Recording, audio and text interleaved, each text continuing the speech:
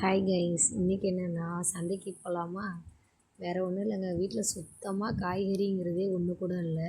சந்தைன்னதுமே ஓட ஆரம்பிச்சிட்டானுங்க. ஏன்னா மோஸ்ட்லி நாங்கள் ஒரு டைம் ஸ்பெண்ட் பண்ணது கிடையாது பிள்ளைங்களோட.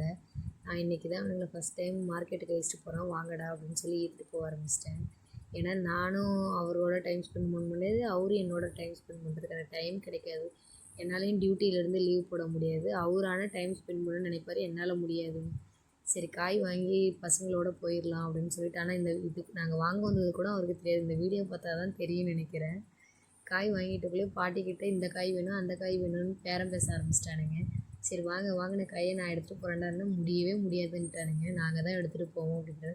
சரி படியிலையாவது நாம் எடுத்துகிட்டு போவோம்னு பார்த்தாலும் இல்லவே இல்லை, நாங்களே எடுத்துகிட்டு போகிறோம் அப்படின்னு சொல்ல ஆரம்பிச்சிட்டானுங்க. இந்த மாதிரி உங்கள் பிள்ளைங்க உங்களுக்கு ஹெல்ப் பண்ணிக்கிட்டே இருப்பாங்க. அந்த பிள்ளைங்க யாருன்னு சொல்லிட்டு போங்க. மறக்காத கமெண்ட்டில் சொல்லுங்கள்.